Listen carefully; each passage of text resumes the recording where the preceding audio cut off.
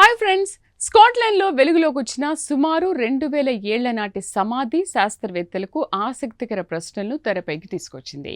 ఈ సమాధిలో లభించిన ఓ మహిళా అవశేషాలపై మరణానంతరం అసాధారణ మార్పులు చేసినట్లు ఆధారాలు లభించాయి. అంతేకాదు, ఈ ఖననం ఇనుప యుగ సమాజాల మధ్య ఉన్న దూర సంబంధాలపై కూడా కొత్త సమాచారాన్ని అందిస్తోంది. ఈ పురాతన సమాధి ఏం చెబుతుందో ఇప్పుడు తెలుసుకుందామా?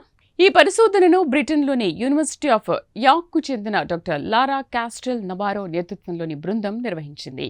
పరిశోధన ఫలాలు యాంటిక్విటీ జర్నల్లో ప్రచురితమయ్యాయి.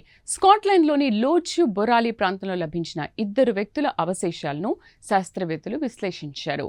ఈ సమాధిలో ఒక వయోజన మహిళ, ఒక బాలుడి అవశేషాలు లభించాయి. వీరి ఎముకలను పరిశీలించిన పరిశోధకులు మరణం తర్వాత కూడా ఈ శరీరాలపై ప్రత్యేక ప్రక్రియలు నిర్వహించినట్లు గుర్తించారు. ముఖ్యంగా మహిళ తల ఎముక లోపలి భాగంలో కనిపించిన గుర్తులు ఆమె మెదడును ఉద్దేశపూర్వకంగా తొలగించినట్లు సూచిస్తున్నాయి. అలాగే చేతులు, కాళ్లలోని కొన్ని పొడవైన ఎముకలను కూడా పదునైన ఆకారంలోకి మార్చినట్లు ఆధారాలు లభించాయి. అయితే ఈ చర్యల వెనుక అసలు కారణం ఏమిటో ఇప్పటికే స్పష్టంగా తెలియలేదు. కానీ ఆమె అవశేషాలను ఎంతో జాగ్రత్తగా తిరిగి అమర్చి సమాధిలో ఉంచిన విధానం చూస్తే ఆ మహిళకు సమాజంలో ప్రత్యేక గౌరవం ఉండవచ్చని పరిశోధనలు భావిస్తున్నాయి.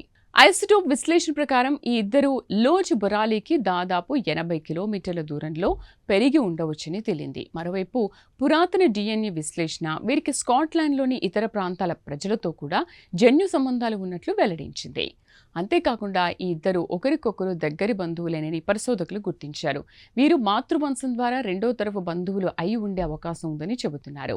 ఇది ఇనుప యుగంలో కుటుంబాలు, సమాజాలు విస్తృత ప్రాంతాల్లో సంచరిస్తూ పరస్పర సంబంధాలను కొనసాగించేవని సూచిస్తోంది. చూసారుగా, ఒక పురాతన సమాధి కేవలం అంత్యక్రియల గురించే కాదు, వేల ఏళ్ల క్రితం జీవించిన ప్రజల కుటుంబ బంధాలు, ప్రయాణాలు, సామాజిక సంప్రదాయాల గురించి కూడా ఎన్నో విషయాలను చెబుతోంది. లోచ్ బొరాలీలో లభించిన ఈ ఆధారాలు ఇనుప యుగ బ్రిటన్ సమాజాల పరస్పర అనుసంధానంపై కొత్త అవగాహనను అందిస్తున్నాయి. ఈ ప్రత్యేక కథనంపై మీ అభిప్రాయాలను కామెంట్ ద్వారా తెలపండి. వీడియో నచ్చితే లైక్ చేసి ఛానల్ను సబ్స్క్రైబ్ చేయండి.